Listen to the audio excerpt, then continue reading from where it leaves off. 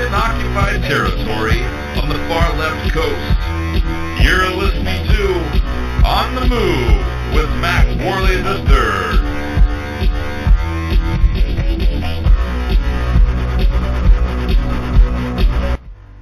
Hello, ladies and gentlemen, boys and girls, patriots and preppers. I am Mack Worley III, and this is On the Move, the show that attempts to inspire you to stand up for your rights. As I've said before, and I say every episode, this is not my show. This is your show.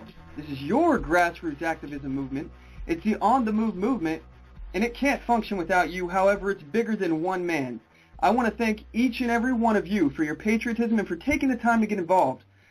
The date is March 30th, 2014, and we have a really good show in store for you all today. At 5:45 p.m. My time, that's Pacific Standard Time, we're going to be joined by special guest Chad Kent, who is an award-winning speaker, and he's the author of the book Uncomplicating the Constitution. We're going to be talking about a range of different topics, but we're going to start out talking about Obamacare, NSA spying, and then we'll move on to whatever else comes up. So feel free to call in with your own topics. Anything that you'd like to discuss is on the table. We'll be taking your calls and reading your emails. So if you'd like to join the conversation today, please give us a call at 619-924-0986. Again, that's 619-924-0986. Or you can email the show at talk@onthemoveshow.com. All right, so don't forget to check us out at onthemoveshow.com, here at blogtalkradio.com/onthemoveshow, facebook.com/onthemoveshow, youtube.com/onthemoveshow, and twitter.com/onthemoveshow. We got a store on our website, onthemoveshow.com. You can click the shop link on the homepage there, and we got 3 different stores on there that you can choose from. We got hundreds of products for sale on there. They range from like T-shirts to freeze-dried food to books that I recommend reading, bumper stickers, so much other stuff on there. Just check it out and see if there's anything that you're interested in, because a lot of that stuff, you know, is real original designs that we've made, and it's for patriots by patriots. It's things that we made because we wanted, and we thought they would be cool, so now we're offering them to you guys. So your purchases will help make On the Move bigger and better, and we sure do appreciate your support. Thank you so much. Anyway, so I want to start and talk again. I know I mentioned it last week, but we have started a new segment here on Sounding Off with Tank and Tony. They have their show every Friday on blogtalkradio.com/sounding off with Tank and Tony, or you can just search them on Blog Talk Radio, Sounding Off with Tank and Tony. Anyway, I do a 5-minute segment there on their show now. It should be at about 7:15 p.m. I believe that's Pacific Standard Time.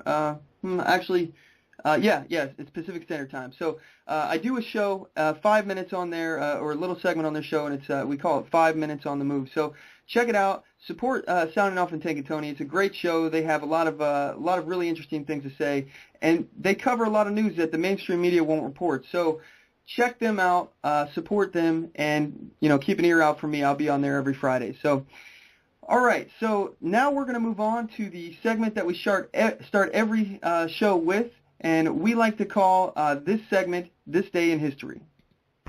This Day in History. Because people have got to know whether or not the president's a crook. Well, I'm not a crook. Yesterday, what our country can do for you. December 1941. And the people who knocked these buildings down. A date which will live in infamy. We shall fight in the fields and in the streets. We shall fight in the hills. We shall never surrender. All right, so this day in history, we're not really looking too far back. Today, March 30th, 2009, which is 5 years ago today, according to Yahoo News, President Barack Obama asserted unprecedented government control over the auto industry. He rejected turnaround plans for General Motors and Chrysler, and he basically made it possible for us to bail out these bankrupting auto giants. So they were going to crash on their own, and he bailed them out. He provided billions of taxpayer dollars to these companies. So let's just give a little bit of insight first as to why these companies needed bailed out in the first place. Okay, why did these companies fail? You know, there's many reasons why the companies were failing, but I'm only going to cover a couple of the main ones here that I was able to research. a lot of people are blaming this on their focus on the high profit margin vehicles such as Hummers and SUVs. They made a lot of money off these vehicles, so they continue to produce a lot of them. And in doing that, when the price of fuel went up, the demand for these gas-guzzling vehicles went down because obviously people don't want to drive something that's costing them a fortune to drive. So people were more inclined to buy fuel-efficient cars that came from Japan or Europe. Here's an interesting fact, fun fact. When Bush left office, the price of gas, it was $1.78 per gallon.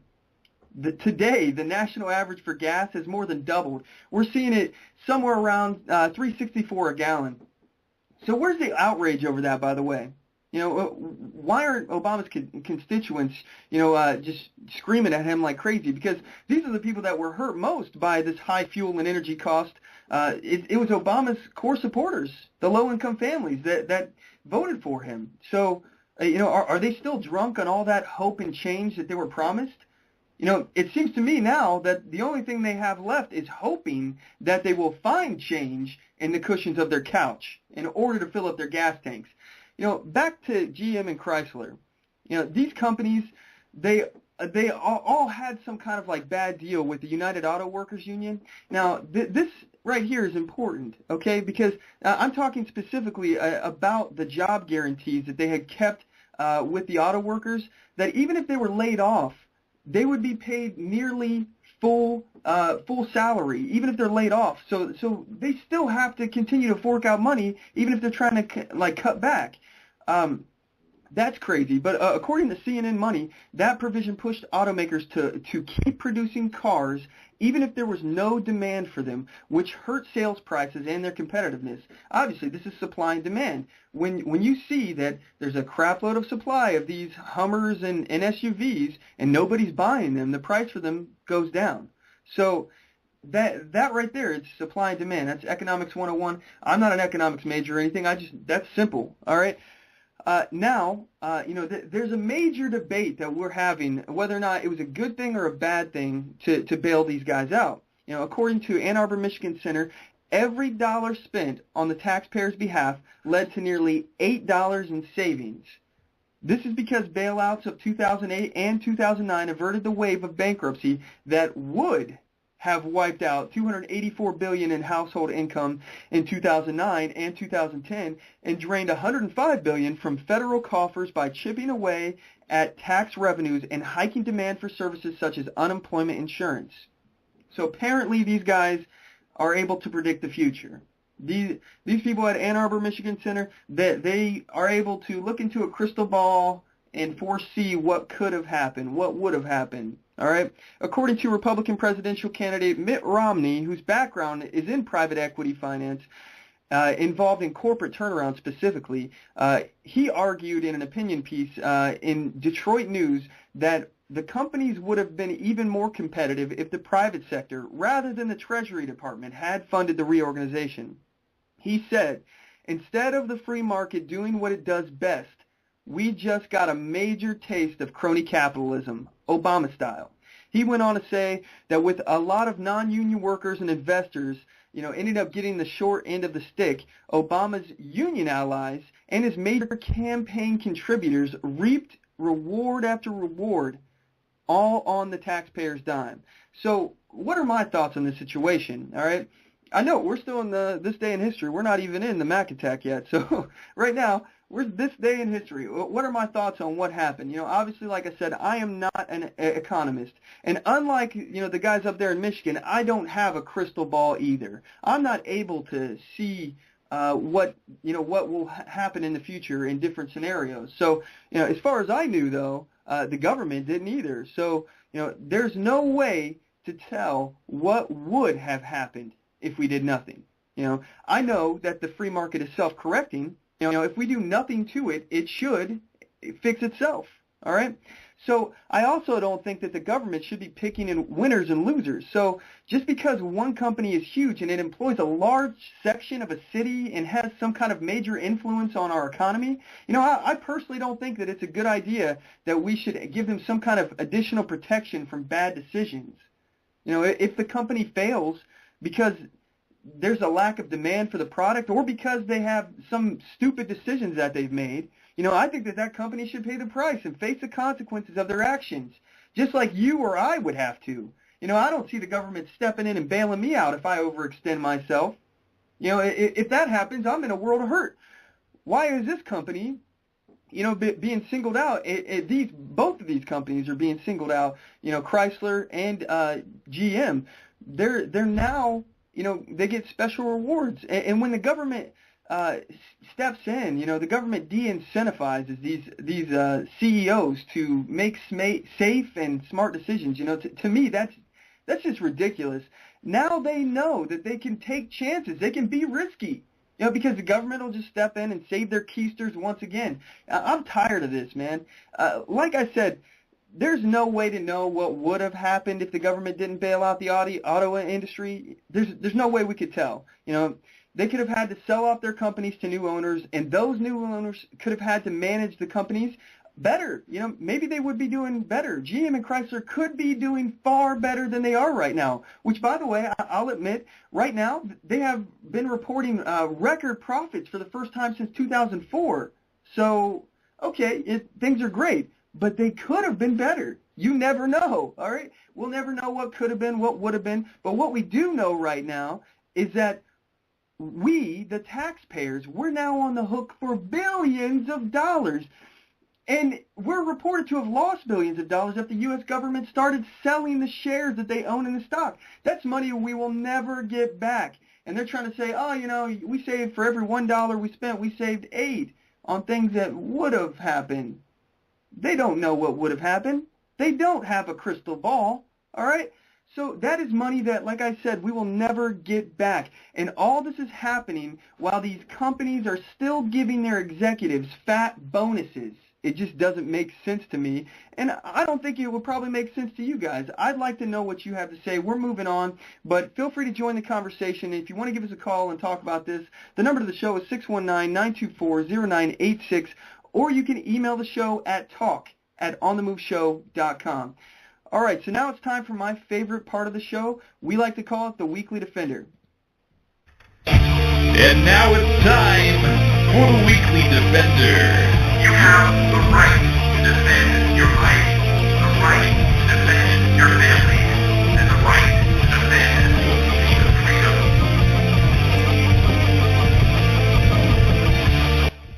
freedom. All right, this is a segment of the show that I like to report on armed citizens in the news. People who have used their firearms to defend their family, their property, and or themselves. So our first Weekly Defender we found on the Detroit Free Press. We had here an admitted heroin addict that was confronted outside a Home Depot in Roseville, Michigan by 2 loss prevention officers that suspected him of shoplifting.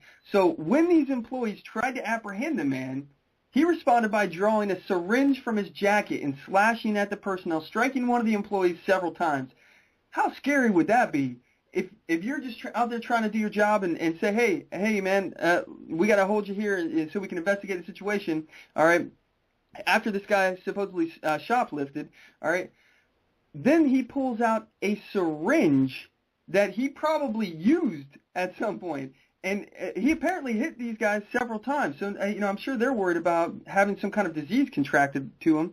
A customer and a right-to-carry permit holder witnessed the incident. He ended up drawing a handgun and ordered the addict to halt his attack. The attacker initially complied and then attempted to flee as the police approached.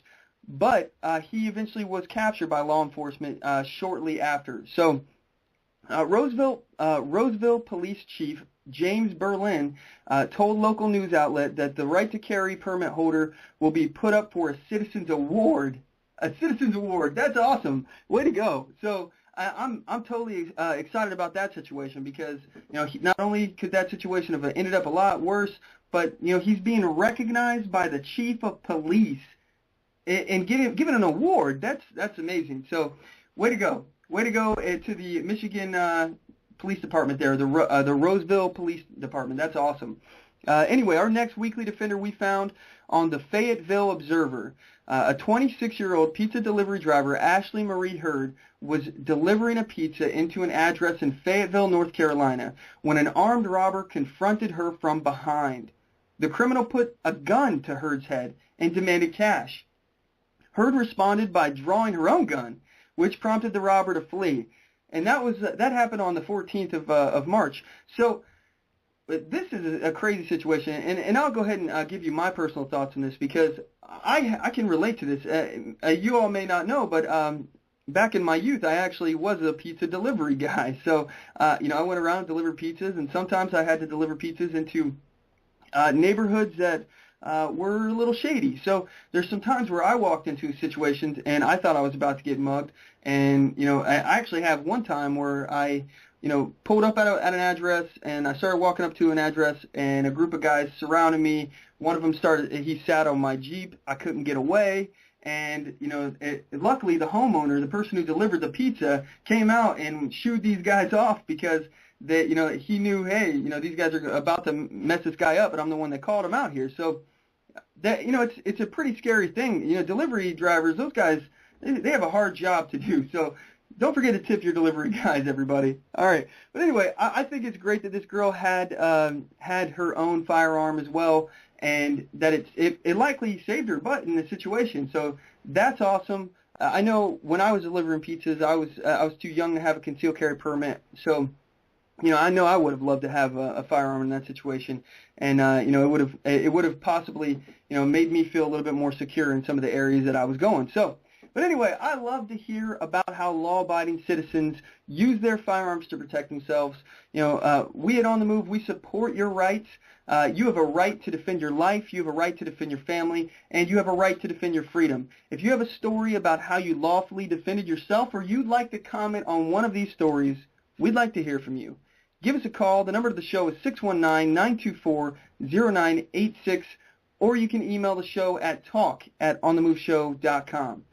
All right, so at this point we're going to take a quick commercial break. We'll be right back with the Mack Attack after this.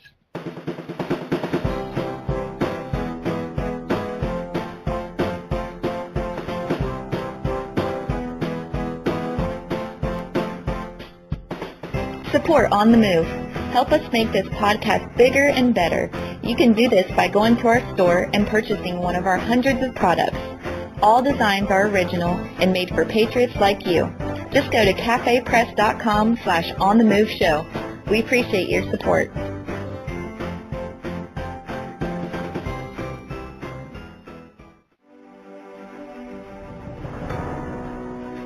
Hi, I'm Latasha Worley, and I work with candidates to creatively and effectively communicate their message to voters.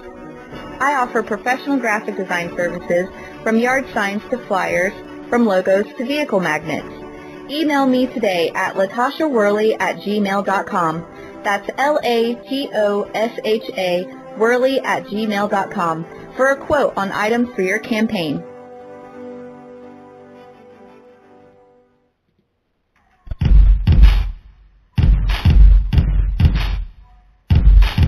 It's time for the Mack Attack!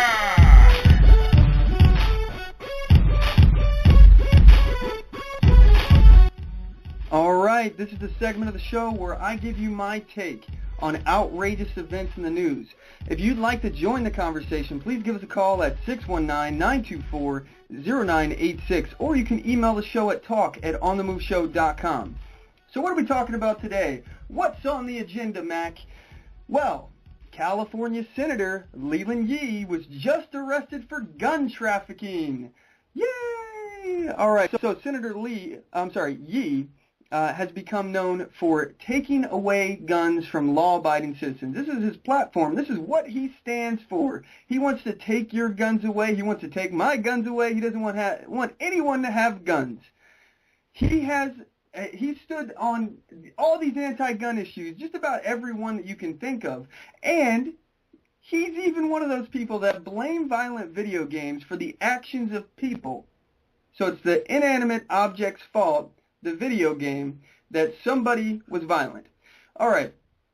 I got a clip here from Next News Network on Yee's arrest, and they're discussing what happened with him.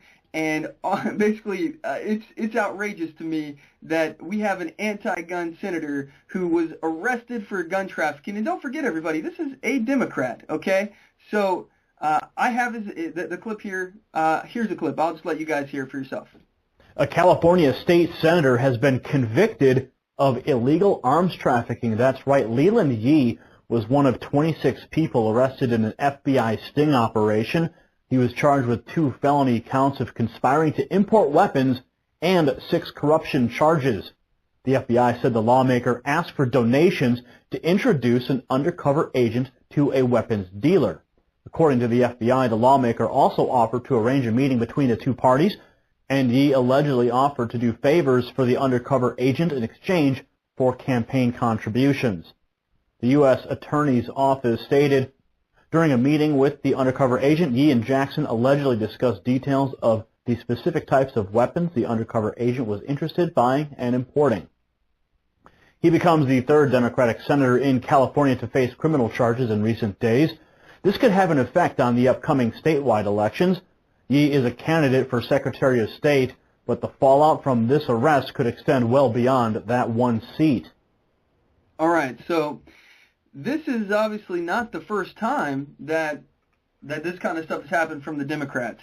So let me ask you, Mr. Yee, did a video game make you break these laws? Should we go out and ban the video game Grand Theft Auto now? It had to be all that game's fault, right? I mean, that's how you look at it with gun violence, so why wouldn't this apply with it too, right? I just find it hilarious that this is supposed to be an anti-gun politician, and he was caught in a gun trafficking scandal. This reminds me an awful lot like the Obama administration. How they were caught in Operation Fast and Furious? The operation where they allowed American guns to be sold to known drug cartel affiliates. All right, not just people that were, everyday Joe Schmoes or whatever. These guys are known drug cartel affiliates. These guys were allowed then to walk these illegally purchased guns across the border in an attempt from the ATF to track where the guns went. Okay, so no one spoke up about this disastrous plan, this stupid, dim-witted plan, until one of the guns was used in the murder of border agent Brian Terry. So no one had the cojones to speak up and say, hey, this is wrong, this is probably pretty dangerous. Hundreds of Mexicans are dying over there because of these guns. But then when it happens on U.S. soil to a border agent, all right, then we have people that get upset with it, okay? When that happened, these whistleblowers in the Bureau of Alcohol, Tobacco, Firearms, and Explosives finally spoke out against this highly illegal operation. So as we all know, Attorney General Eric Holder was immediately arrested and found guilty for his part in this gun trafficking scandal. Oh wait, never mind. He wasn't arrested immediately, but during the congressional hearing, he refused to provide evidence subpoenaed, and he was then placed in contempt of Congress and arrested. Oh wait, I'm sorry. No, he wasn't arrested for that either. I'm sorry. Instead of that, the Obama administration claimed executive privilege over these documents, which, for the record, is only authorized to be used when the documents could severely damage national security. So even though Eric Holder was placed in contempt of Congress, there was nothing that could be done to force them to hand over the documents. Hey, here's a fun fact for you all. Eric Holder is now the first Attorney General ever to be held in contempt by Congress. We're making history, everyone, every day. We got a black president in the White House. That's history right there. Now we've got the first ever Attorney General to ever be held in contempt of Congress. These could be good things, but nothing happened, okay? I was totally excited when Obama got into the White House. I was hoping that, because he's the first black president, I wanted him to be a success. I was hoping that he would be. I hope that all my fears and concerns were wrong. At minimum, I just wanted him to skate by and not do anything tyrannical, all right? I was happy that it was a big day in history for us, but he's ruined it. He's ruined it. Now I'm hoping for the next black president to be the best president ever. I don't know if there ever will be one. I hope so. I hope this doesn't discourage everyone. But, you know, he was supposed to be the man that would bring us all together. He was supposed to keep everyone together, you know, and consolidate this nation and make us forget about all the racial inequality that's happened. But what has happened with this president? And I know I'm going off in the weeds, but I don't care. I'm going to talk about this a little bit here, okay? Obama, it seems like he's taken every single opportunity to separate us, to segregate us, to divide us, to make us angry at one another, divide us into small groups, and let us fight. He spoke up for no reason at all during the Trayvon Martin situation. He took the side of Trayvon Martin, who was beating George Zimmerman's head into the ground, MMA style, ground and pound, all right? This kid was beating the crap out of this guy, all right? And George Zimmerman was found innocent, okay? George Zimmerman, whether or not you agree or disagree, he was found innocent, okay? So, and our president decides that he's just going to stand up and say, hey, you know, even though I don't have a son, you know, it could have been my son out there. It could have been me out there. You know what? This is bullcrap. First of all, the George Zimmerman, Trayvon Martin thing, it wasn't even a racial thing. George Zimmerman is a Hispanic. He's got pictures of going to like some kind of dance or a prom or something with an African American woman. So how is this racial? How is this a racial thing? All right, that one is so stupid. But then the president piped in and created even more division, and now it became this big white versus black thing, and George Zimmerman isn't even white. I mean, it's ridiculous. It's ridiculous. I don't know. Anyway, I know I'm in the weeds. We're coming back. So, you know, like I said, we're making history now. You know, Eric Holder, first Attorney General ever to be held in contempt of Congress, which that could have been a good thing if we could have done something with it. Because if he's genuinely guilty, that's fine. You know, send his butt to jail. But we're not putting him in jail. Nothing happened. Nothing at all. So now after all is said and done, Obama's impeachment has begun. And, you know, it's for his involvement in and actions taken to cover up Fast and Furious. Oh, wait a minute. Whoops. I'm wrong again. Nothing at all happened. Nothing. Obama is still free to violate the Constitution and the law as he sees fit. We don't even have the articles of impeachment being voted on in Congress. No one has the stones to actually stand up for what's right anymore, it seems like. We'll probably never know what happened during Operation Fast and Furious until decades from now, because the people in charge of the Justice Department are the ones who were directly involved. They're the ones throwing up the roadblocks, and then they're backed by the president, and that to me screams cover-up, okay? So to me, it's no surprise that Senator Yee was involved in gun trafficking. He was just following the footsteps of our president. Nothing happened to Obama, so why would Yee have any fear that something would happen to him? You know, plus, if you're an anti-gun advocate, all right, and you want guns gone, and you create a situation where there's more guns on the street put squarely in the hands of criminals, that's a good thing for you, right? Now you can blame guns on crime and use that as an excuse to confiscate. That's exactly what ideologues do, everybody. You know, they create a problem only to come in and claim that they have the solution. Well, I'm telling you, man, I am fed up. I'm fed up with it.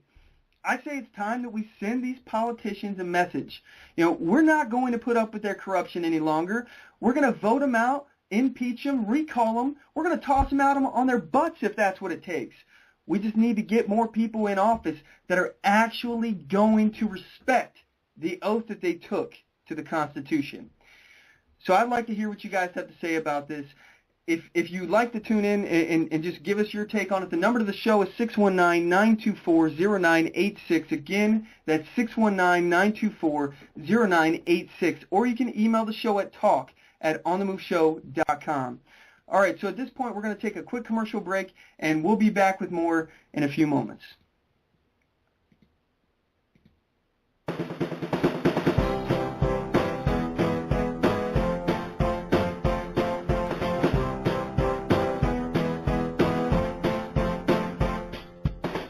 Support On The Move. Help us make this podcast bigger and better. You can do this by going to our store and purchasing one of our hundreds of products. All designs are original and made for patriots like you. Just go to cafepress.com/onthemoveshow. We appreciate your support.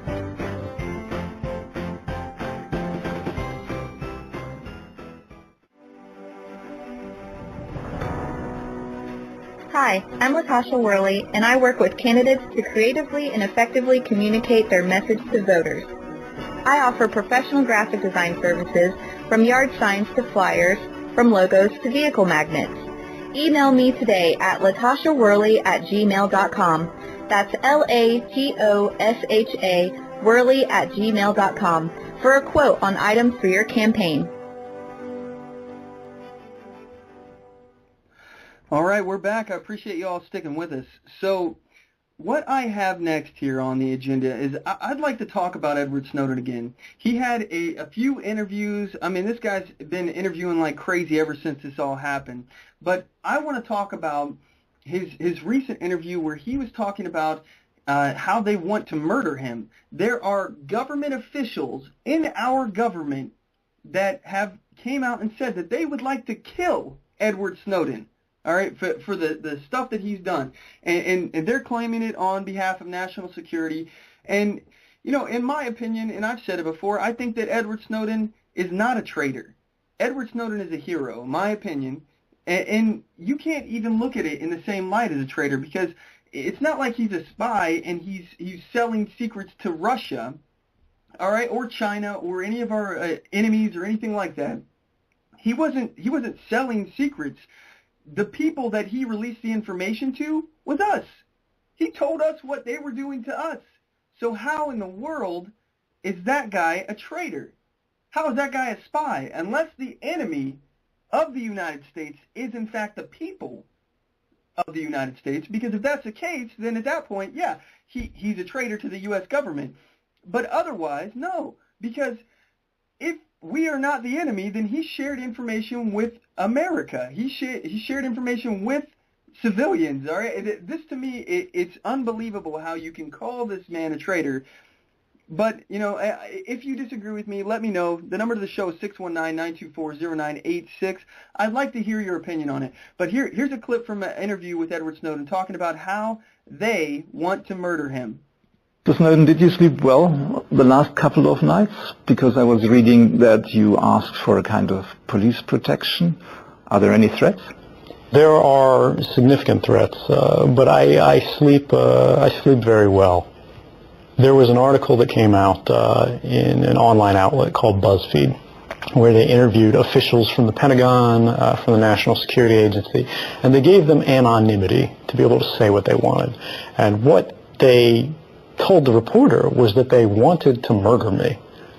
These individuals, and these are acting government officials, they said they would be happy, they would love to put a bullet in my head, to poison me as I was returning from the grocery store, and have me die in the shower. But fortunately you're still alive with us. Right, but I'm still alive, and I don't lose sleep.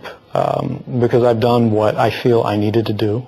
It was the right thing to do, and I'm not going to be afraid. Is the speech of Obama recently the beginning of a serious regulation? It was clear from the president's speech that he wanted to make minor changes to preserve authorities that we don't need. The president created a review board from officials that were personal friends, from national security insiders, former deputy of the CIA, people who had every incentive to be soft on these programs and to see them in the best possible light. But what they found was that these programs have no value.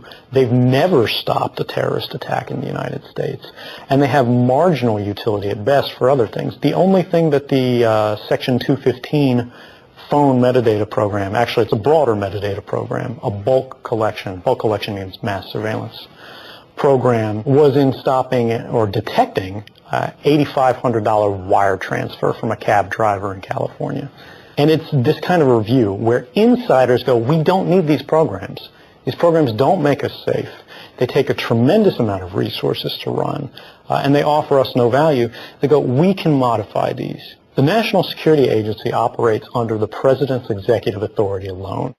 How does a young man from Elizabeth City in North Carolina, 30 years old, get in such a position in such a sensitive area?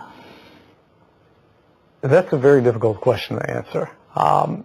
In general, I would say it highlights the dangers of privatizing government functions. I worked previously as an actual staff officer, a government employee for the Central Intelligence Agency, but I've also served much more frequently as a contractor in a private capacity. What that means is you have private for-profit companies doing inherently governmental work, like targeted espionage, surveillance, compromising foreign systems. And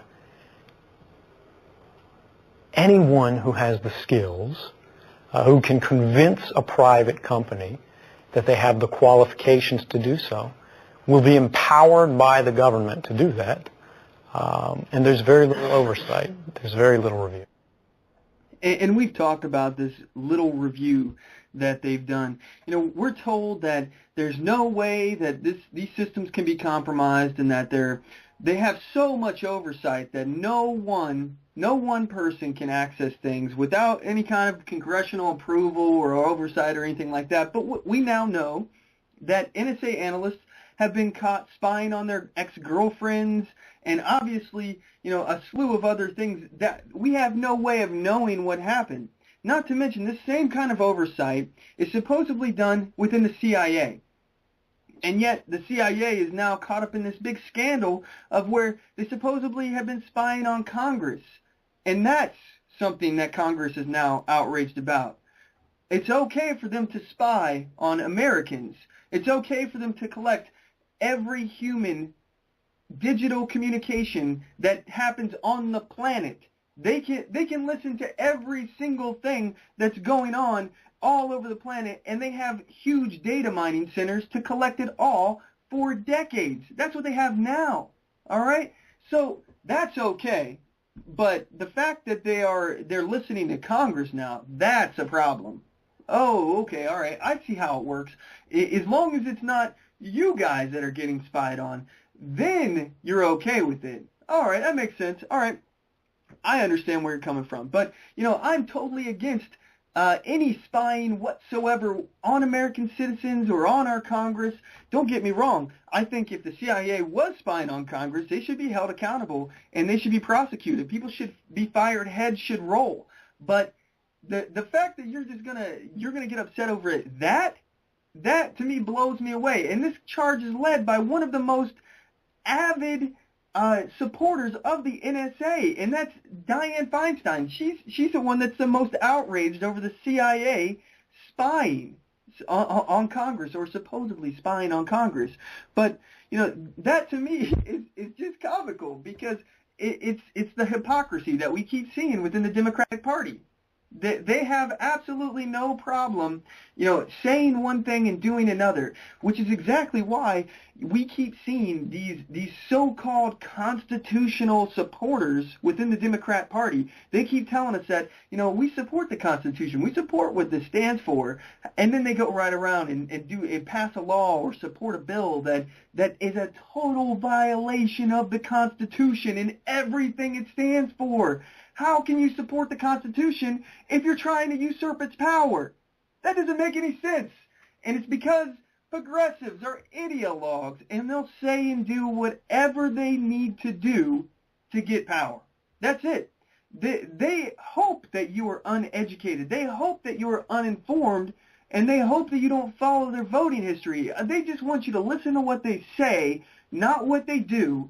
Don't pay any attention to what they do. As far as you know, they're constitutionalists, and they're way more constitutional than these greedy Republicans ever could be, right?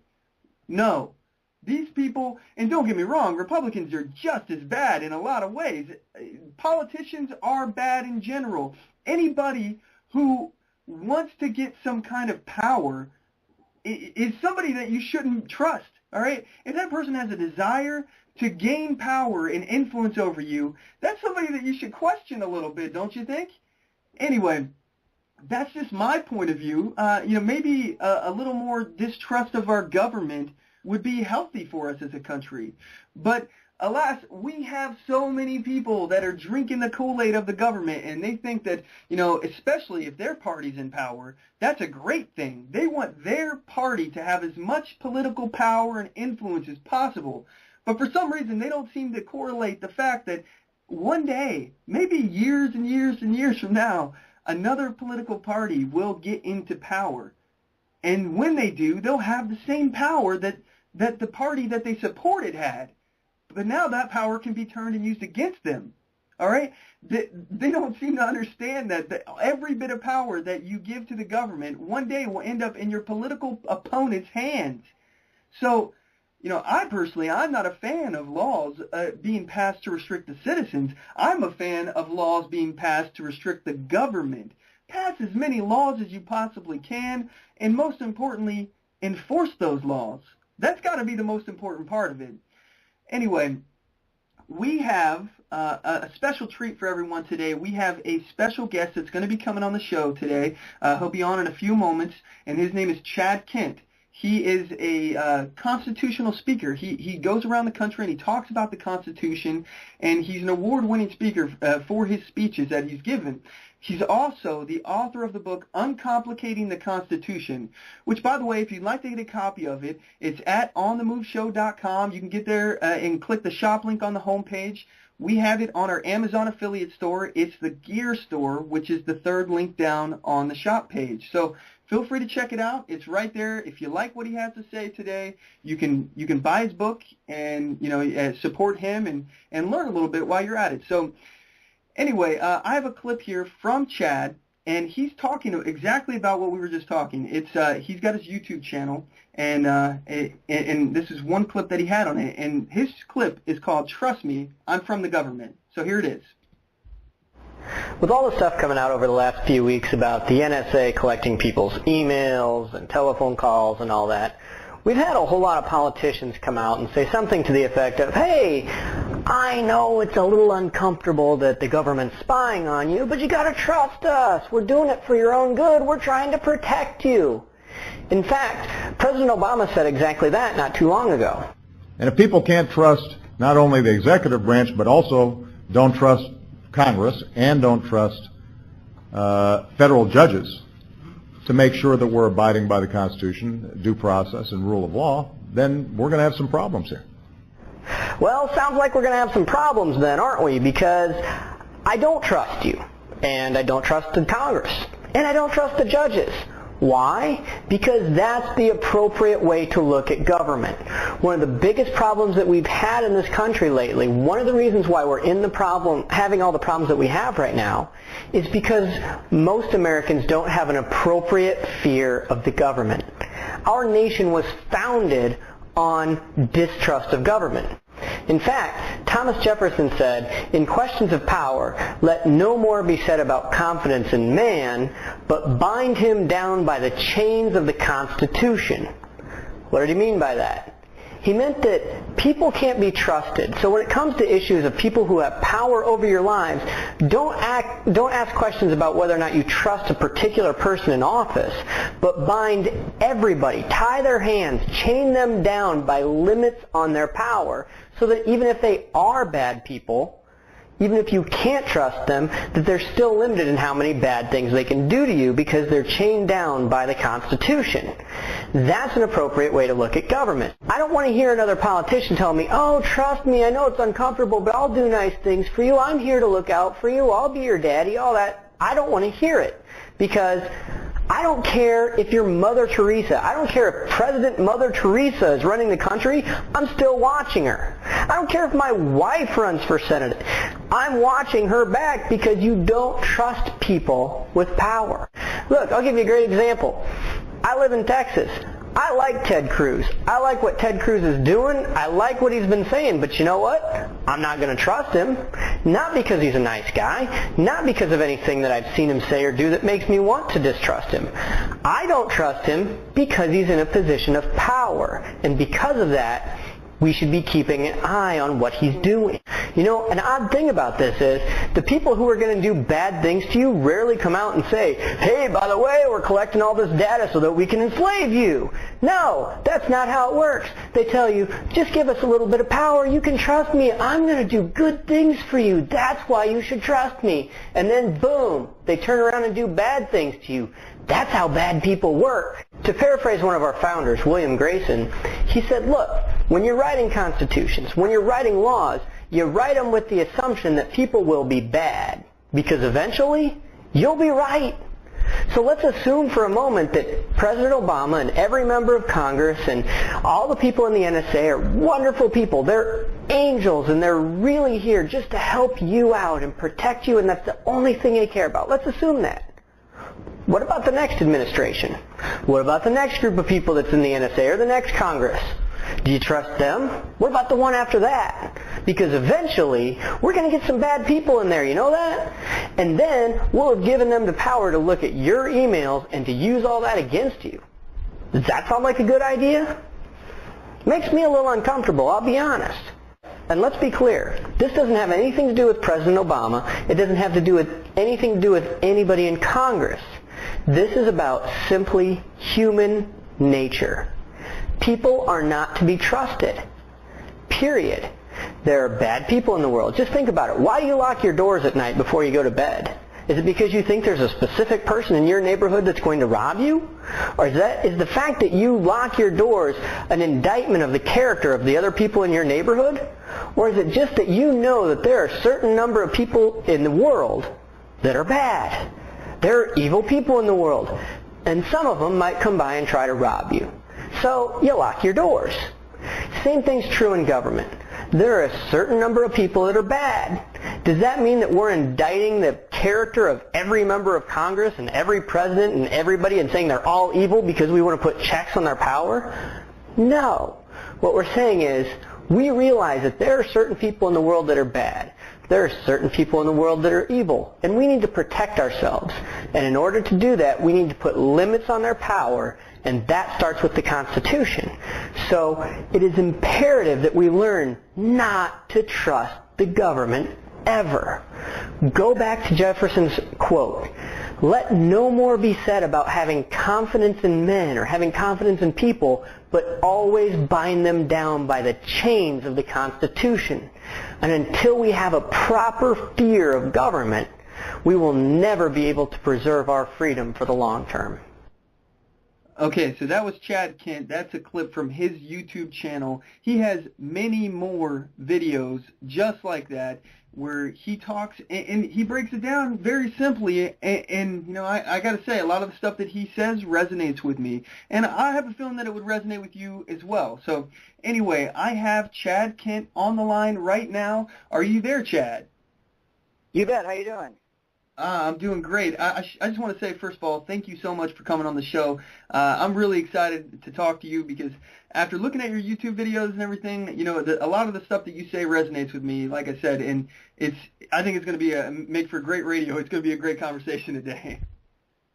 You bet. It's when we have people who care about liberty, a lot of times we may have disagreements about specific aspects of things, but we should be able to have a good conversation. Because again, it's all about protecting your rights from the people in the government. So absolutely. And you know, one thing it popped in my head when I was listening to your video, and it's a quote that Ronald Reagan once said, any government that is capable of giving you anything that you want is also capable of taking away everything you have. So you know, and a lot of people don't seem to think about it in that terms. You know, like the bigger and stronger your government is, it's dangerous. I mean, it's absolutely dangerous. You're playing with fire when you start giving these people, because that's what they are. They're people. They're not angels, you know. They're people, and they are capable of the same kind of corruption and evil that everyone else is in this world. So anyway, I just thought that was an interesting quote, and I kind of related to what you were saying. So first thing I would like to talk about is first of all, Chad, I don't know if you're prepared or not to play this with me here, but I kind of want to go through a game with you right now, and we'll call it, is this constitutional? So I'm going to rattle off some things here, and then I'll give you an opportunity to tell me if you think it's constitutional, yay or nay, and why. So the very first one I'd like to start with is Obamacare. What do you think? Is that constitutional? No. And in a lot of different ways. And it depends on which aspect of it that you want to get into, because there's so many different ways that it is unconstitutional. For example, John Roberts said that it's constitutional because the federal government has a very broad taxing power. But unfortunately, that's just not true. If you look, Article 1, Section 8 says something very specific. It says that Congress has the power to lay and collect taxes, purpose of providing for the general defense, paying our debts, and the general welfare, right? If a tax is created, but it's not for those purposes, it is unconstitutional. So what that means is they can't tax us for the purpose of redistributing wealth or for making us buy health care or anything like that. They can only tax us for those three purposes. Well, let me play devil's advocate on this one, because I know what the liberals out there, progressives out there are saying is that, well, that's a general welfare, right? We're providing for people free health care, right? That's general welfare. So what's your response to that? Well, the general welfare, actually, that's a term that was pretty commonly used back around the time that the Constitution was written. So we can go back and find out exactly what they meant by the phrase general welfare. And what they meant was common welfare. Think those things that we have in common, broad, generic welfare. So that meant things that affected the entire country. So what that was intended to mean was it was an attempt to exclude the specific welfare. That means that the federal government wasn't intended to do things specifically for the interest of one state or one region of the country. They could only do things that were in the general, think common, interest. So they could only do things that we all have in common. I see. So as far as your take on Obamacare, it requiring you to have insurance. I'm sorry, go ahead. I'll let you go. I was just going to further explain that. If you look, generally what they meant by general welfare, if you want to look into it, is regulating trade with other countries and foreign defense. That's it. That's what they meant generally by general welfare.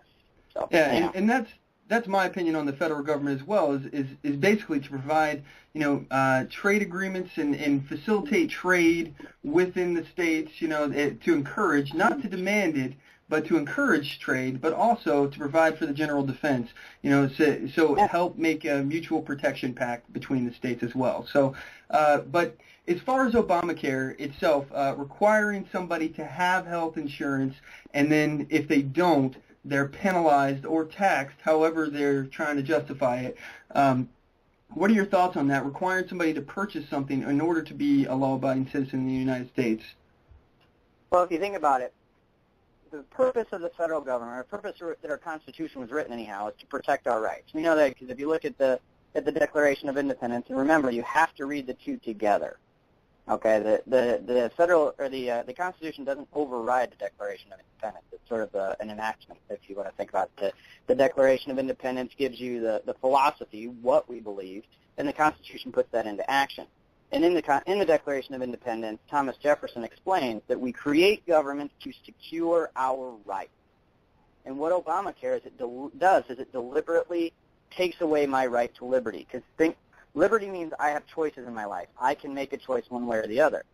In that, they're taking away my choice of whether or not I want to have health care. So in that, you have to know that when they start violating your rights, that you're on very tricky constitutional ground. Mm-hmm. Yep.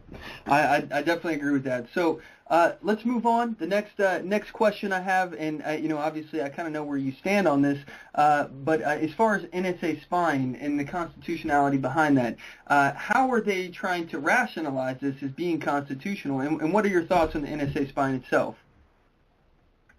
I don't think they are trying to rationalize it from a constitutional standpoint, at least not that I've heard. I guess maybe say the national defense or something like that, but I've not really seen anybody try to make that case. Is it constitutional? No.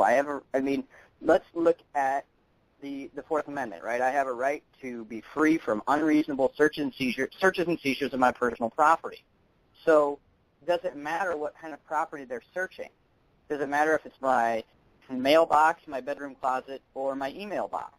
No, it doesn't. It doesn't matter if they're listening into my phone calls. No, I have a right not to have government intrude into my personal life. And so if they're doing that, they need to they need to get a warrant and state exactly what they're searching for and what crime I'm suspected of.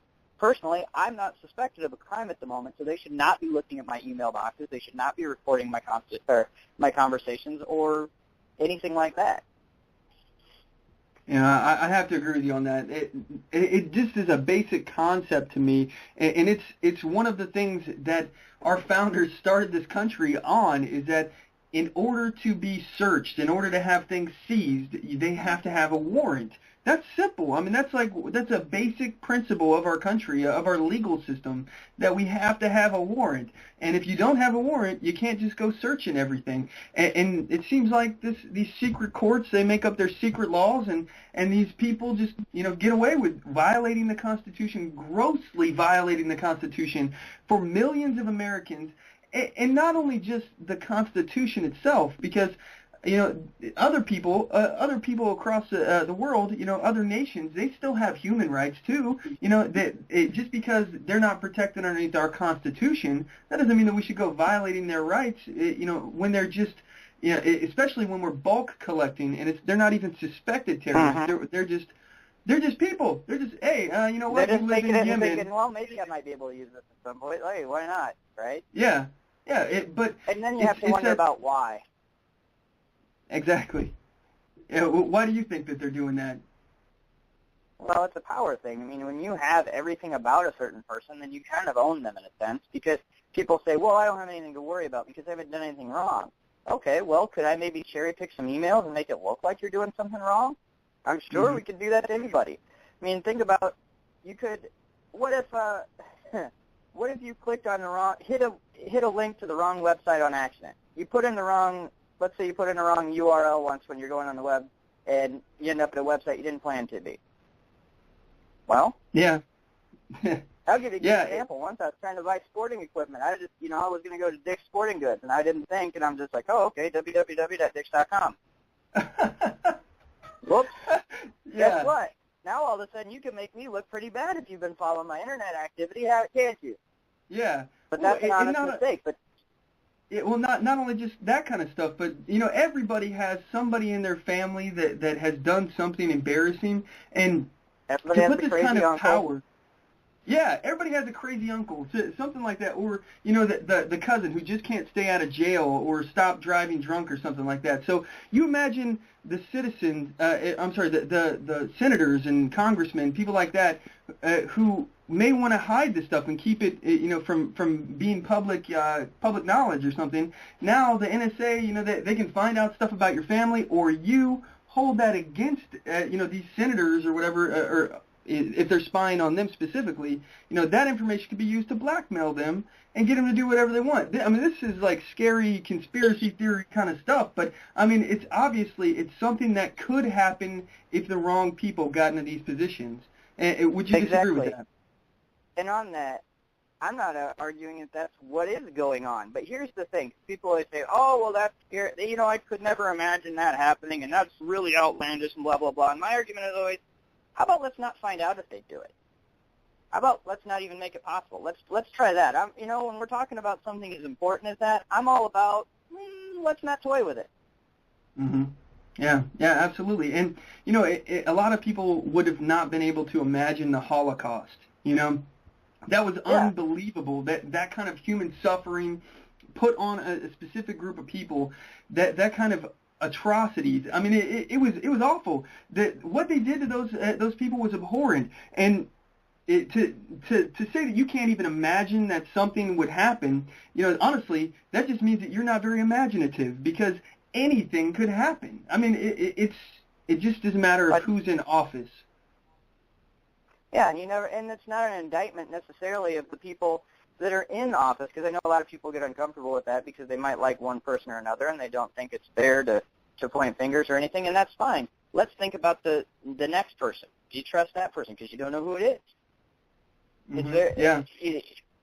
You always want to protect yourself. When you're talking about freedom, your liberty, the greatest possession you have in life, the one thing that you can't do without, that nothing else you have is worth anything without, you need to protect that as carefully as you possibly can. So I say we lock it up as tight as we can, and that seems to be the founder's point of view as well. You know, they're always trying to figure out, you know, what's the one thing that, you know, people in their behavior that might cause them to do something to the people and oppress them or do something to them, and they always guarded against that any way that they could. So your thoughts on checks and balances? From what I understand here, it sounds like you're a fan of checks and balances and would maybe even approve of more checks and balances on our government. Is that correct? Yeah, because you don't trust anybody with power, right? Like, concentrating power on one area is very, very dangerous, because then one person has that opportunity. If, let's say, the idea with checks and balances and the separation of powers is no one branch of government has enough power to run it on its own. So if you get some, you know, tyrant in one branch of government, they can't run it on their own. They need the other two to cooperate with them before they can do bad things with the government. And so what you're trying to do there is you're trying to prevent any one person or one group of people from being able to grab that government and just take it in a tyrannical direction and oppress you. And so that's a protection that we have, and we need it because human nature tells us that people are power hungry, and that's what they're going to do. It's a natural tendency for people to want to have power and to want to have more power once they get a little. So we need to protect ourselves from that. Absolutely. I could not agree more with that. So what are your thoughts then when Obama says things like, you know, he has a pen and a phone and he can do anything he wants. He can basically, you know, go around Congress and just usurp power and do whatever he wants, basically, in that regard. Here, I actually have a clip here of him saying that he's going to bypass Congress. Here it is real quick. But when Congress refuses to act, and as a result hurts our economy and puts our people at risk, then I have an obligation as president to do what I can without them. So what are your thoughts on when he says things like that? That's one of the scariest things ever, because what he's saying is, you know what, I'm going to do what I want. He almost acts as if Congress is his little brother. And if they'll do things, that's great, you know, and I'll work with them and everything like that, but ultimately I'm going to do whatever I want. Well, that's not how the government works. What we need to understand, we definitely need to change the way we see the president in this country. Because if you look in the Constitution, he is not a policymaker. Nobody, according to the Constitution, we should not care whether the president has this policy or that policy, because he does not create it. He just gets to approve, right? He gets to either sign it or veto it. That's his input. After that, he is an administrator. He's a facilitator. Yep. That's his job. Okay? Roger Sherman, one of the founders, during the while we were working on the ratification, he said, or no, actually this was during the Constitutional Convention, I think. He said basically, the president's job is to put the will of Congress into effect, and that's it. And he needs to understand that. He is not a policymaker. We don't elect presidents to go ahead and run, to decide what our policies would be. We elect a president to decide how to implement the policies that we've created. And he fundamentally misunderstands that because he wants that power, which is why we need the checks and balances in the first place, because you don't want to trust anybody with that kind of power. And I can't remember who said it, but off the top of my head, it was somebody that mentioned that the last person you want, I think actually it was John Locke, now that I think of it, said the last person you want to trust with enough power to run a government like that is the type of person who thinks he can run a government like that. Anybody who's not conceited is the last person you want to trust with that kind of power. Yeah, I definitely agree. And I got one more clip here real quick. Obama talking about how he has a pen and a phone, and he's going to use them. So here it is real quick. We are not just going to be waiting for legislation in order to make sure that we're providing Americans the kind of help that they need. I've got a pen and I've got a phone, and I can use that pen to sign executive orders and take executive action. All right. So, what are your thoughts on the executive order process? Do you think it was designed for him to create these broad-reaching policies and to be able to create these agencies that could just try to basically make policies that will change every aspect of our life? So what are your thoughts on that?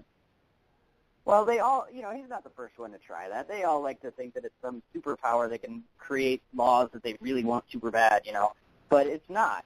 And honestly, executive orders are not in the Constitution. It's a tradition that goes back to George Washington. He was the first one to use it, so it's not a new thing. But it's important for us to understand what an executive order is. What it is it's basically a formal way for the president to ask that something be done within the executive branch. So he might use it to ask that a certain regulatory agency, like the EPA, gives him a report on a project they're working on. That's an executive order. As soon as it gets out and touches anybody outside the executive branch, then he's exceeded his authority.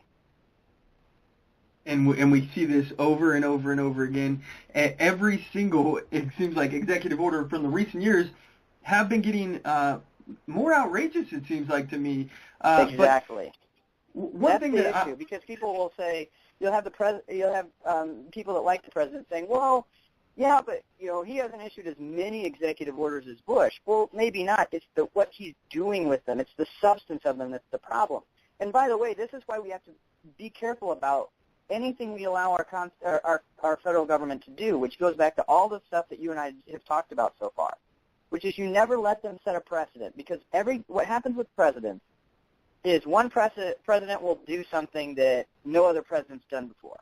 And then his successor, the next guy that gets into office, goes, well, he did it, so I can do it. And then they do it a little bit more, and then a little bit more. And then you get to this point where, you've got Obama thinking that he can change laws, ignore laws, delay laws, all these different things just with an executive order because, the guy before me did executive orders. Think signing statements. George Bush, I think, was the first one to really start using these signing statements to say, I'm not going to enforce this part of the law. Well, now Obama got into office. Well, he did it. See, that's why we can't allow those precedents to be set, because it's a snowball. Yep. Yeah, and I definitely agree with that 100%, because the more we allow them to do, the more they continue to do it. And it's not even just like they're satisfied with saying, well, so-and-so did that. They'll build on it and make it even more ridiculous and outrageous. One question I had for you, getting back to the constitutionality of things, and I want to talk more about checks and balances. As far as the 17th Amendment, and to my listeners, the 17th Amendment basically made it so that the people elect the senators, and the people were never meant to elect the senators. It was supposed to be selected from the state legislators, and that was who was supposed to pick who's in Congress. So it was a check and balance within the Congress itself, and it was not meant to everybody in Congress be elected by the people. So. What are your thoughts on that, first of all, Chad? And do you support that? What would you do instead if you had something different? Well, it's important to understand why the senators were chosen by state legislatures, and the idea is that you have those checks and balances within the federal government. So each of the branches checks each other. The states were intended to be the check on the federal government to make sure that it doesn't get too big. How would they check the federal government? Well, they elect those senators, right? State legislatures appointed the senators. So that means anytime the federal government wants to pass a law, they have to get the approval of the states first. So if that federal government starts to infringe on the powers of the states, they can stop it cold, because they can just make sure that law doesn't pass. And the 17th Amendment got ratified in 1913. If you want to peg when that federal government has really started to grow, 1913. That's when things just ballooned and went crazy. So it is an important check on the federal government because, actually a great example of that is Obamacare. If you look, a lot of the states are floundering trying to figure out how to fight against this thing, and they don't know how. And the reason why is because there is really no way for them to fight back, because the assumption was if they didn't like the law, they wouldn't approve it in the Senate. And so that's why you have these weird lawsuits going on where they're trying to do different things through the courts, and of course it doesn't work. Mm-hmm. So you were talking about 1913. I think it's very important to point out that you are right as far as the blooming of the federal government. That's around the same time that they created the Federal Reserve, passed the 15th Amendment and whatnot. And Mike, I wanted to know, what's your take on the Federal Reserve? Is that constitutional? Is it constitutional to have a private bank that is it's not federal at all, and nor does it have any reserves? Is it constitutional to have that bank in charge of our money? I don't. I would have to do some research on this specifically, but offhand I would say no, because if you look at the 16th Amendment, which is right about the time when they passed it, it does give them the ability to collect income taxes without apportioning it amongst the states, which is what really allowed them to get a hold of a lot of money. Now, in terms of the banking, you have to ask yourself, where would that power come from, right? Where would they get the power to create this federal bank that would create paper money? And I don't see that power in Article 1, Section 8. It does say, that they can coin money, but you'll see a lot of several founders who said that meant coins, not paper money. So it really is on dubious grounds. Personally, of course, again, we have to ask ourselves, what's the purpose of the federal government? Well, it's to protect our rights, and generally, if you want to know, the purpose of the federal government is to make sure that the nation's secure, right, common defense, and to otherwise create a safe environment for the states to operate in. That's the overall job. So how would that benefit the federal government in doing the job that it was created to do? And it doesn't, right? It doesn't do anything to help it protect the nation. It doesn't do anything to help make it easier for the states to operate. So, on that level, I have a tendency to say it's not constitutional. All right. Well, at this point, we're going to take a quick commercial break. We'll be right back with more with you, Chad, in a few seconds here. We'll be back. We're going to talk more with Chad. If you want to join the conversation, it's 619-924-0986. Again, that's 619-924-0986.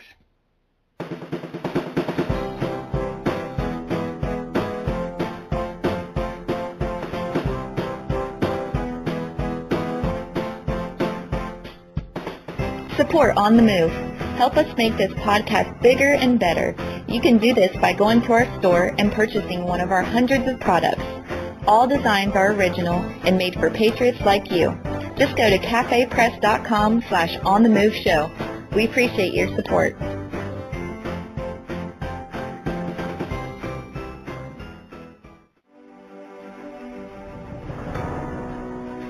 Hi, I'm Latasha Worley, and I work with candidates to creatively and effectively communicate their message to voters.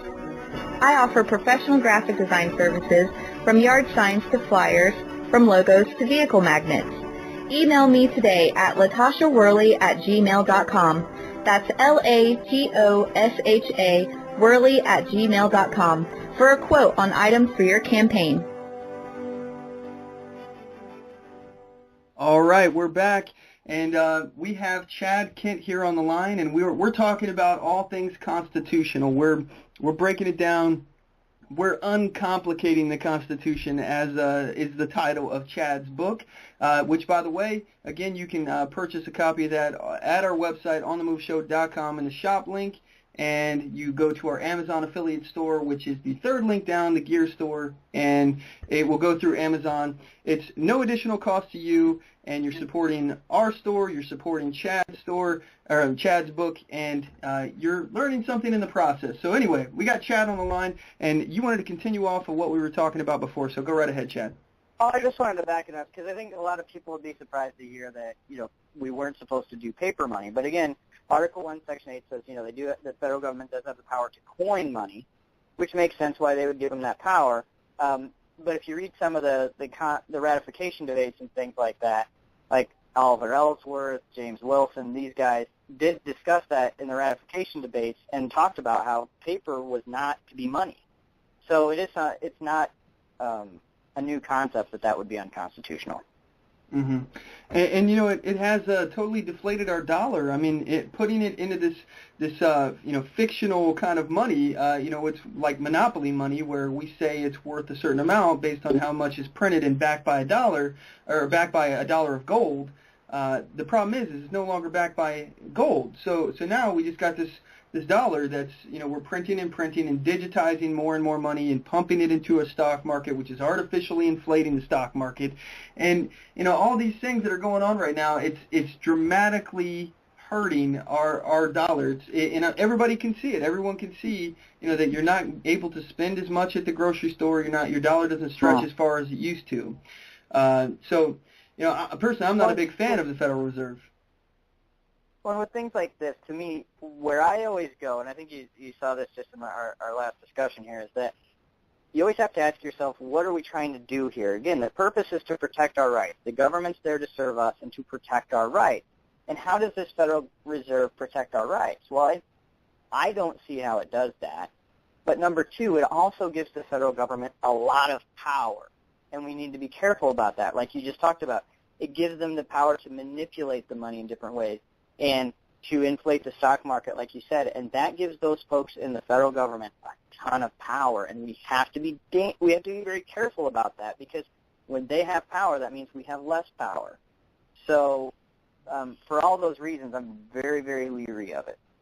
And my biggest issue is that the Federal Reserve is not a federal agency. It's not federal, so no one is appointed to it from the people. There's no way. We don't elect leaders to the Federal Reserve.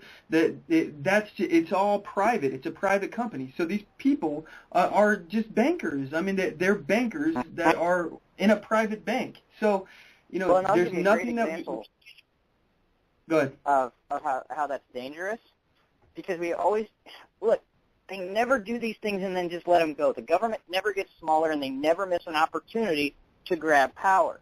And so we have this new, what is it, the Consumer Financial Protection Bureau, is that what it's called?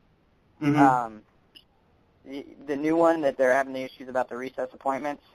Yeah, I think that's the name of it. Consumer Financial Protection Bureau.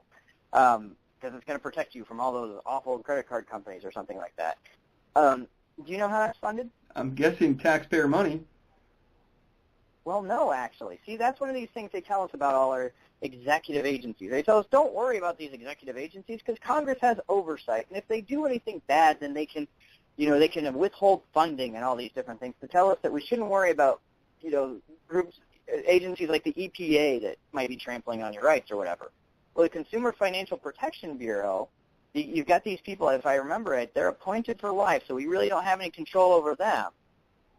And then that group is funded as they get a percentage of the profits from the Federal Reserve. Okay. So the point there is these folks can make laws or make regulations, but regulations, let's be honest, are laws. Mm-hmm. So they can make rules that you have to live by, and we have absolutely zero control over these people. Mm-hmm. There's no recourse. We can't take away their money. Exactly. We can't. They get funded by the Federal Reserve. We can't vote them out of office, so they can make any law doing anything ridiculous to you that they want, and we have no recourse. That's frightening. See, that's why. Mm-hmm. That's part of why you don't want to get into things like this Federal Reserve thing, where some people will say, "I don't see the danger. It's not a big deal," or this type of thing. But you always have to know that governments or politicians are always going to try to find little ways like that to manipulate the system to give themselves more power. And that's exactly what they've done here. And I definitely agree with you on that. So I'd like to pivot here, change it to another topic, something that's happening in the recent news here. First thing I'd like to ask, sir, from what I understand, you are a religious man. Is that correct? Would that be a good assumption? Yes, that's correct.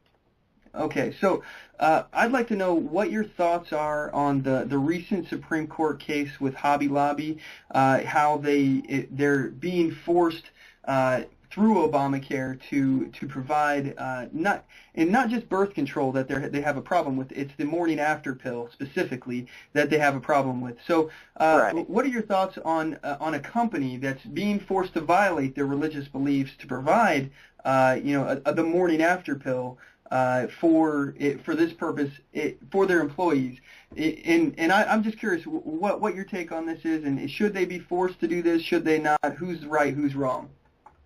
The question isn't whether or not the birth control mandate is constitutional. It's how many different ways is it unconstitutional. Because this thing, I think, might set a record for the different ways that you could rule against this thing. Because what we have here is Congress forcing somebody, compelling them to engage in an activity that they believe to be sinful. Okay? In my mind, that's even worse than asking them not to do something like praying that they think is important. That you're actively asking them to be sinful, which is a problem, right? That's every bit as bad as like a state church forcing somebody to sit in a church they don't believe in, like grabbing an atheist and saying you have to sit in a state church even though you don't believe in it. I think it's pretty much on the same level, right? Now, yeah, I have to agree. Where did this law originate, this birth control mandate? Well, it wasn't passed by Congress, was it? It was enacted by the president through the HHS, right? So he has no authority to enact a law. Despite, that's a whole different discussion we can get into in a minute if you want. But he does not have the authority to create this law. And even if Congress did enact it, they don't have the authority to force anybody to buy anything. So what we have here is basically it's the president enacting a law who has no authority to enact a law that egregiously violates one of the most fundamental freedoms that our entire country was founded on, and it's all done in an attempt to exercise a power that the federal government doesn't have the authority to use, even if the law was passed through Congress. Yes, it's unconstitutional, which, by the way, I believe, as a religious person, that this whole thing can be solved by the word choose. It's very simple. Hobby Lobby and their owners can choose to offer birth control or not offer birth control. And the person who wants to get a job can choose whether they want to work there or not.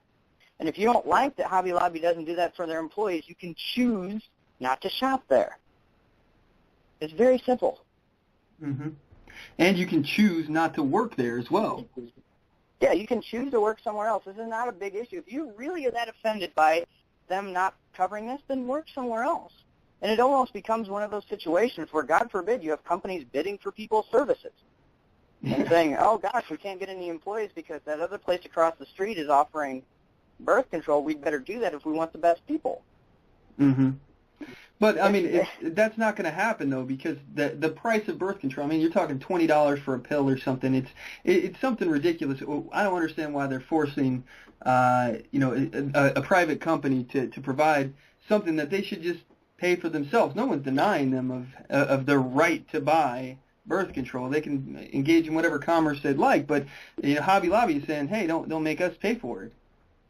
Well, that's the thing, is you got to realize if you want something for free, then the person that is buying it gets to dictate the terms. Because if you don't like what they're giving you, they can just stop giving it to you because they're the ones providing it. So it's kind of like that whole thing we probably all heard when we were growing up. If you're going to live under my roof, you're going to live under my rules. Well, if I'm right, because if they're paying for your rent, then you're going to be doing what they tell you to do. Same thing here. If you want my birth control, you're going to get what I give you. If not, you can choose to buy your own. I like that. That's a good analogy there. So another topic here. One of your videos, and this is a unique stance. I haven't heard very many people talk about this topic, and it's one of those topics that a lot of people would be inclined to not mention because it's easy to be demonized. But in one of your YouTube videos, you spoke about injustices that have been placed upon the rich. That they aren't being treated equally as everyone else. And first of all, I'd like to know, would you care to explain to my audience what exactly we're talking about? And also, I'm curious, would you consider a flat tax to be a better solution? A flat tax is a step in the right direction. The one issue I don't like about it is I don't feel like I should have to tell the federal government how much money I make. So that's my personal opinion. I don't think that's any of their business. Because once you start getting into income, that gives them all kinds of power and everything like that. In terms of mistreating the rich, it's an interesting discussion because look, we have to decide if we all have rights or not. Are all men created equal, or are they not? And one of the things John Adams said that I thought was particularly profound was he said, look, if we all have rights, then everybody has rights, even rich people. So if we're all equal and we're all equal in our rights, then the rich person has as much right to his large amount of property as a poor person does to his small amount of property. And if you want to be free, you have to protect the rights of everyone. So if I want to have free speech, the only way I can truly do that is to protect the rights of a progressive or a communist to say anything they want to say. And if somebody tries to shut them down, I, as somebody who wants to have free speech, should be first in line to defend that person that I disagree with. And it's the same thing. If I think I have a right to my property, I should be defending these rich people who might have more than me to have any honestly earned money or property that they have without having it being confiscated from somebody else. And it's a dangerous thing. Look, when we start allowing people to make laws that way, it divides us. It creates a situation where the politicians can have more power, and that's what they're using it for, because it allows them to isolate people and say, to go up to somebody at election time and say, you know what, listen to me, John, or whoever it is, Joe Public, here, listen, if you vote for me, I think you should have free health care. I really do. And if you'll vote for me, I'll go over to that guy over there and I'll take some of his money and I'll give it to you. You can divide people that way. Well, it sounds great to that one person, but you're taking advantage and violating the property rights of the other person. Now, that's a whole different conversation if we don't allow ourselves to isolate people that way, where he has to go over and say, hey, Joe Public, or whatever we're going to call him, hey, I think you should have more health care, and if you vote for me, I'm going to raise your taxes a little bit to get you some of that health care. That's a different conversation, because Joe Public now knows that he can't pick the other guy's pocket to get what he wants. He knows that it's going to come at some expense to him as well. It changes the conversation entirely. Absolutely. And okay, so I totally disagree with income tax in general. I think it was created as a way for the IRS to basically, find discovery, give them a reason to find you as a criminal or get involved in your life to see if you're engaged in some kind of criminal activity. So as far as a flat tax on maybe like a sales tax, what would you think about that? I'm more for that area. Of course, we have to get rid of their ability to create an income tax, because I don't trust them. Even if they voted away the income tax and then did a sales tax, it's coming back. You have to constitutionally change it, right? But, again, when the federal government started, what do we have? We had, excise taxes and tariffs and things like that. That's how they funded the government. People say, well, that doesn't sound like very much money. Exactly. If you've got a government that doesn't have much money, that means they can't do that much. We want to limit them to only, if we limited them to that kind of a tax, they would really only have enough money to do the things that are in the Constitution. Absolutely. And Ronald Reagan once said that government doesn't ask for money it needs; it finds uses for the money it has. I'm paraphrasing, but that's basically the gist of it. Yeah. But and I've seen that firsthand. I'm sure you've seen that yourself. But when I was in the military, I mean, it was crazy the amount of fraud, waste, and abuse that I saw firsthand of people doing. We had a wish list of things that we absolutely needed to get when we were, like, for example, I worked in the armory, so we needed stuff for the gun racks. Okay, great. We need weapon parts. Okay, great. We need different stuff. All right, great. So now we have everything that we needed, but we still got this money left over. Okay, well, what do you want now? What's out there that you absolutely want?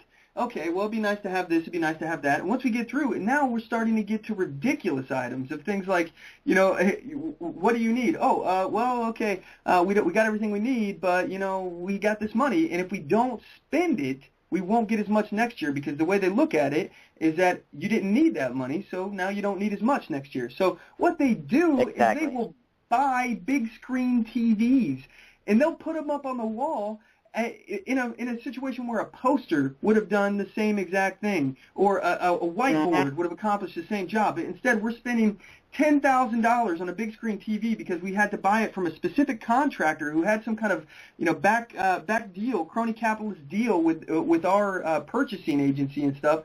So now we got to pay twice as much for a TV to do the job of what a poster could have done.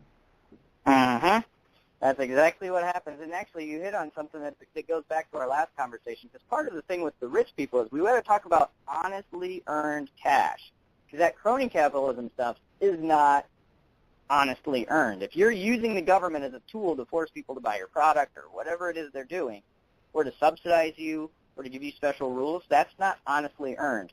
And that's where capitalism gets misconstrued a lot of times, or mischaracterized, because capitalism basically means voluntary exchanges. I voluntarily engage in a transaction with you because you have something I want and I have something you want. In that case, it's really hard to get taken advantage of because everybody's doing things voluntarily. Well, when I'm forced to buy health care, that's not a voluntary exchange anymore. That's insurance companies being crony capitalists and taking advantage of the government, using it as a tool to, force transactions instead of having voluntary transactions. Absolutely, absolutely, and that's something I totally disagree with. When we have forced anything, I mean, that's coercion. That's a definition of coercion, is to force somebody to do something that they never would have done before, at least not of their own free will. And I think there's something innately wrong with that. I think that is the most ridiculous thing. Save when we have to ask for permission to do something that is technically considered a right. Like, for example, with all the gun control and stuff that's going on, we have to ask permission to carry a gun in certain places. Like, it requires us a permit to have a gun, to own a gun, to conceal carry a gun. What are your thoughts on that? Yeah, it is an interesting issue, because you think about, if you suggested a permit to speak your mind, most people would see that as being something that you freak out about, right? But with your right to self-defense, now somehow they can regulate it. And that's a frightening thing, in my mind anyway, because, again, we got to think about what kind of power we're giving to these people. And, look, anytime you have a situation where they have all the guns and you don't, or they have the ability to manipulate the guns, right? That's the problem, because then you're left defenseless. And I don't know about you, but I never feel comfortable when I'm in a situation where the other person is completely in control of you. So if we live in a country where the government has all the power over you and they can essentially do whatever they choose to, now they might not be doing anything, right? But they have that power to do so, and that's always a frightening situation for me. And if you have to register your guns so they know where they are, or you have to file for a permit to get one so they know who has the guns, that gives them the advantage. Yeah, I definitely agree. It turns the government into no more of a legitimate government than criminals in an alley holding you hostage. They're the only ones in control of the guns. So they're equally a government, just like our government would be if they took away all of our guns. And the whole concept of requiring permits for me is a hot button issue for me, just because I think that the sheer fact that I have to ask your permission as a government official to assert one of my rights that I have, it's a right. So first of all, if it's a right, I shouldn't have to ask for permission. But most importantly, you can deny me. So if you can deny me, then is it really a right? Is that are we actually limiting the right to bear arms, which, as you know, the Constitution says the right of the people to keep and bear arms shall not be infringed. So how is that not considered an infringement? Exactly. Well, and that's the thing, is we've gotten into this situation where we expect the federal government to do everything. And generally they didn't get involved in these things. You didn't see a whole lot of court cases revolving around the Bill of Rights throughout the 1800s, because the federal government, it really didn't do a lot of things domestically. It wasn't supposed to necessarily do a lot of things domestically. But now that we have this thing where they say the 14th Amendment's been incorporates the Bill of Rights to mean the states, now every time some, kid wants to say God at a valedictorian's speech or something, it becomes a federal issue.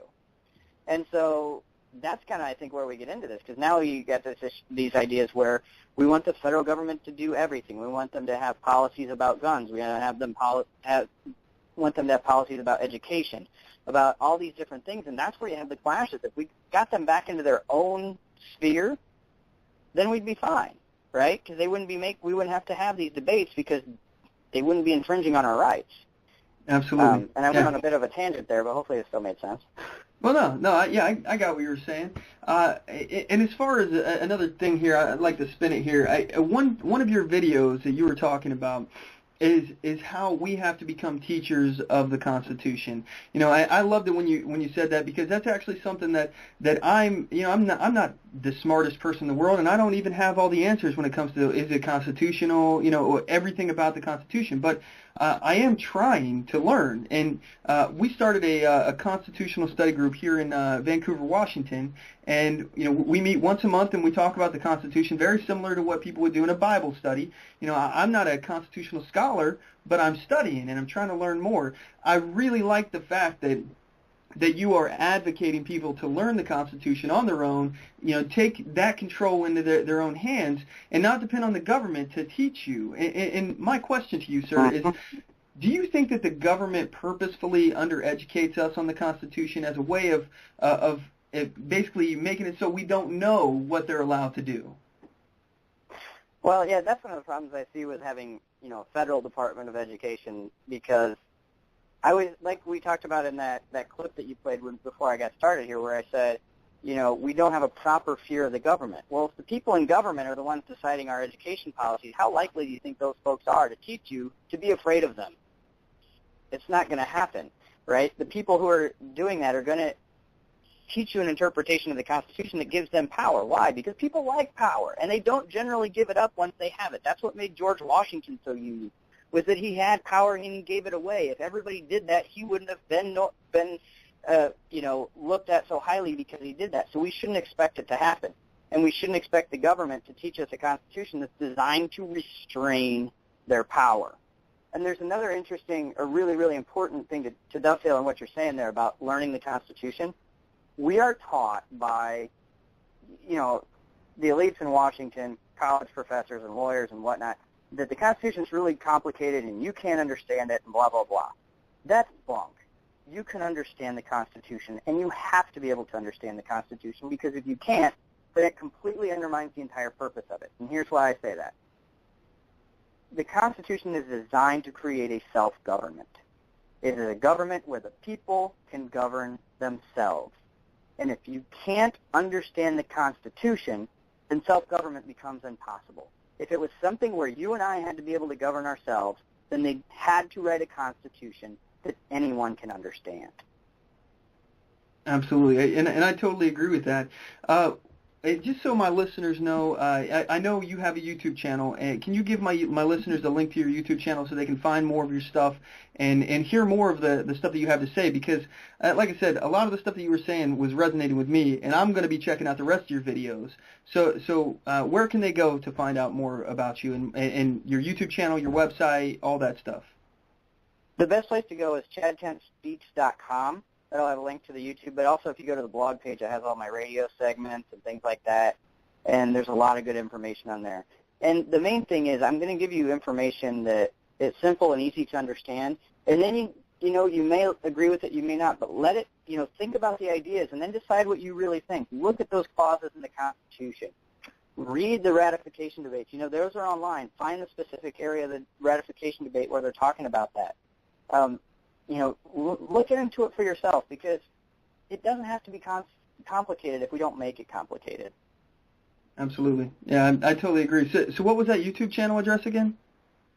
ChadKentSpeaks.com. I'm not sure what the YouTube channel is exactly.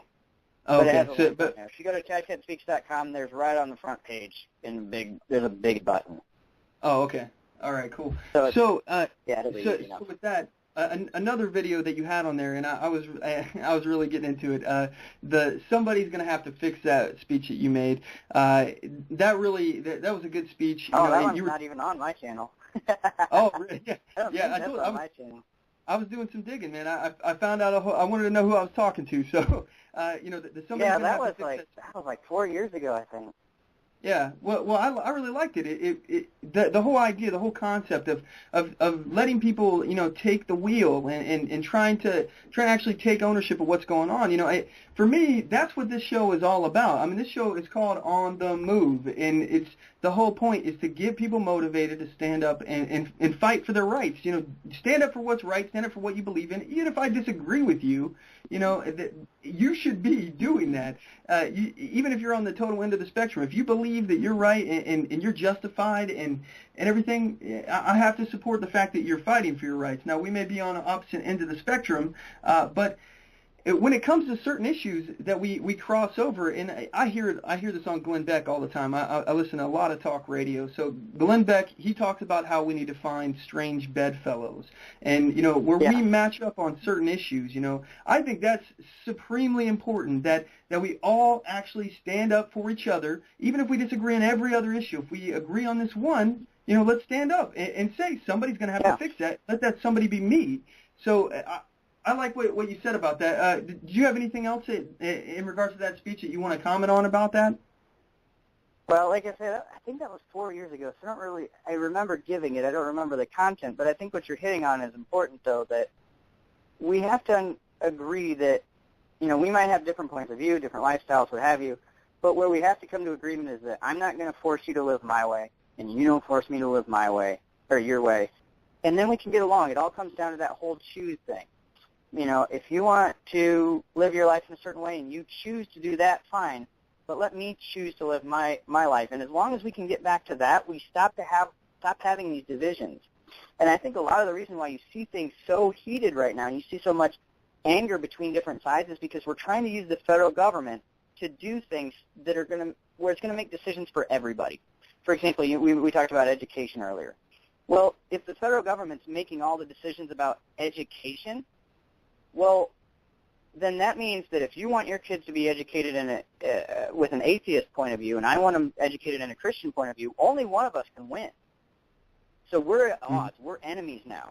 But if you move that back to a local level where I can choose to send my kid to a Christian school and you can choose to send your kid to a secular school, we can both be happy and still go out and have a beer later at night because I'm not trying to run your life. Absolutely. And I think that's something that everybody can see that it's just wrong. For me, when I look down the list of policies and issues that people argue about, to me it just comes down to right or wrong, and it seems like common sense to me. And I hate using that word, common sense, but because first of all, that's what liberals like to say. Oh, it's a common sense, answer to this problem. Most of the time when they say that, it's the least common sense answer you could possibly think it would be. But I think for me, common sense is: are you forcing somebody to do something they don't want to do?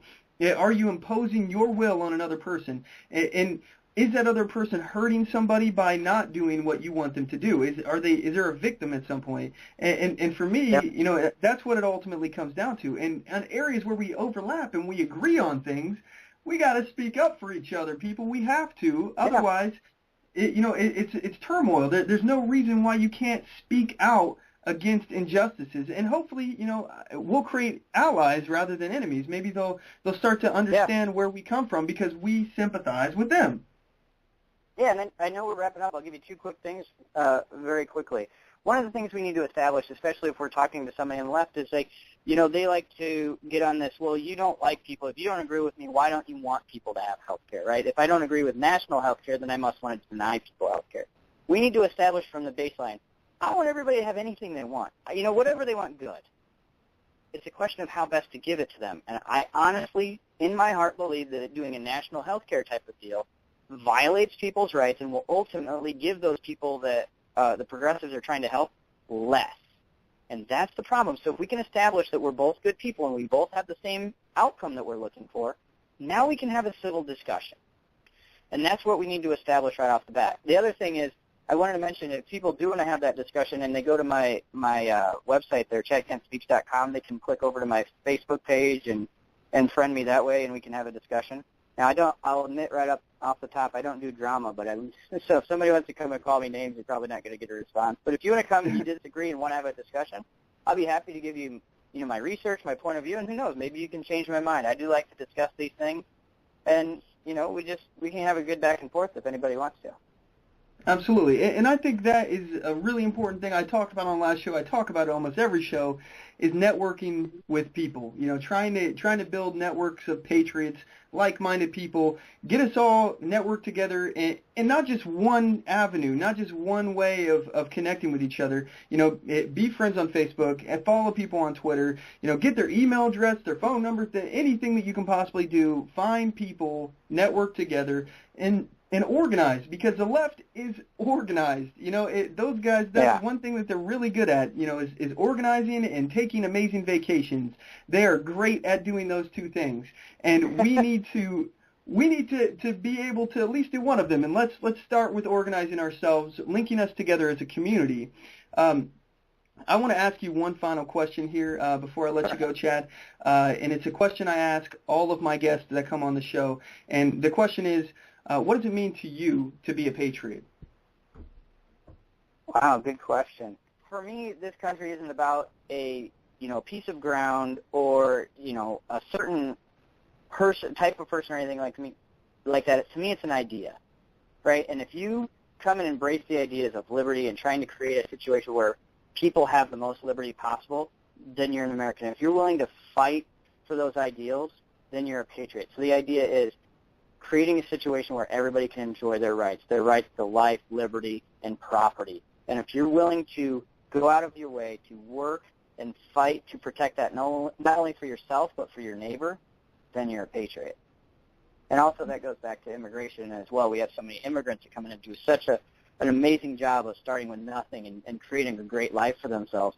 And that's one of the unique things about this country, is that anybody can be an American. If you are willing to come and embrace our ideals of liberty, man, you can be just as American as somebody who is, born here from 10 generations of ancestors being here. As long as you come in the right way and not just trying to slide underneath the radar and come in, illegally like that. And I'm assuming that's what you were talking about, right? I am, and we can have a discussion, because that's one of those those debates I get frustrated with, because there's the two sides, and they don't argue that, well, maybe there's a middle ground where, we don't just say secure the borders, but, it is a little crazy, some of the laws we have. Maybe we open that up to let more, make it easier for people to come in and things like that. So there's a lot more to the debate than either you like them or you don't. I'm not a big fan of, rewarding people who break the law, but, hey, maybe some of the laws are a little crazy, so we look at that too. Well, that's a point that you and I are probably going to have some major disagreements on, but that's a topic for another day, though. I sure do appreciate you coming on, Chad, and we'll talk more. I would definitely be happy to have you on anytime. Don't forget to get his book. Go ahead. I was going to say, I don't think we'll disagree as much on that immigration as you think, but maybe we would. Who knows? Yeah, I mean, I don't know. As far as immigration, that's a topic. That's a long topic, so we'll get into that another time. I'll talk to you more off the air. We'll do a whole other hour. That'd be fun, yeah. But yeah, make sure you guys pick up his book, Uncomplicating the Constitution, and support him. I really appreciate you coming on the show, Chad, and thanks again. I really appreciate your time. You bet. It was fun. If you ever need anything, just let me know. All right, you too. Take care, man. You too. Thanks. Bye. All right, so at this point, we're going to cut to the last commercial break, and then we're going to wrap it up with my final thoughts. And I appreciate you all sticking with us. We'll be right back.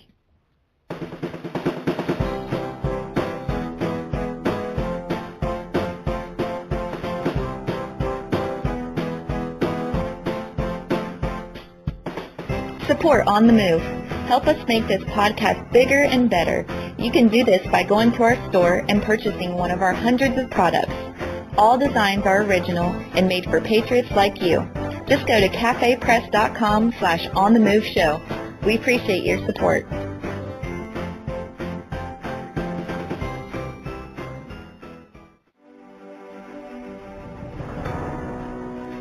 Hi, I'm Latasha Worley, and I work with candidates to creatively and effectively communicate their message to voters. I offer professional graphic design services from yard signs to flyers, from logos to vehicle magnets. Email me today at latashaworley@gmail.com. That's LATOSHA Worley@gmail.com for a quote on items for your campaign. All right, we're back. I sure do appreciate you guys sticking with us. So, When we were on the show last, we had Chad Kent. He's an award-winning speaker and author of the book Uncomplicating the Constitution. He was on with us for the full hour. So one thing, if you guys want to support him, you want to support the program, you can go to our store, OnTheMoveShow.com. Click on the shop link on the homepage. We'll have 3 stores listed right there. Scroll down. The third one down is the gear store. That's our Amazon affiliate. From there, you can purchase his book.